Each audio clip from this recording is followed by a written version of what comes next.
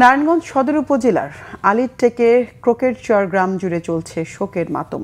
দক্ষিণ আফ্রিকায় আগুনে পুড়ে যাওয়া ৬ বাংলাদেশের মধ্যে ৩ জনের বাড়ি ওই গ্রামে। তাদের মৃত্যুর খবরে স্বজনহারাদের কান্নায় ভারী হয়ে উঠেছে পরিবেশ।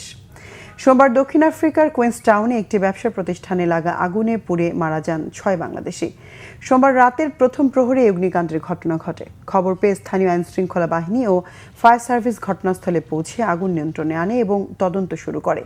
মারা গেছেন নারায়ণগঞ্জের আলীরটেক ইউনিয়নের ক্রোকেটচরের ফাহিম, আপন আহমেদ, নূর মোহাম্মদ, তৈলখিরার চরের ফয়সাল, ফতুল্লার বক্তাবলী ইউনিয়নের কানাইনগরের শাহিন এবং মুন্সিগঞ্জের মীরকাদিম পৌরসভার কালিন্দিপাড়ার রাজিক।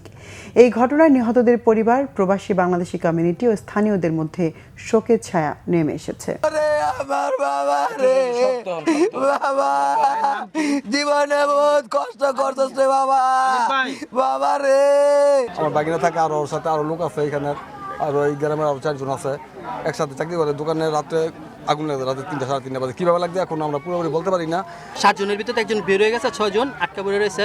পাশের দোকানদার এরা অনেক চেষ্টা করছে, তালা তোলা ভাঙছিল, কিন্তু বের হইতে পারেনি। যে রুমটা বের হইব এই রুম দিয়ে আগুন, ওই গ্যাসের বিস্ফোরণ ফুটতেছে একটার পর একটা, তো হেরা বের হইতে পারে না।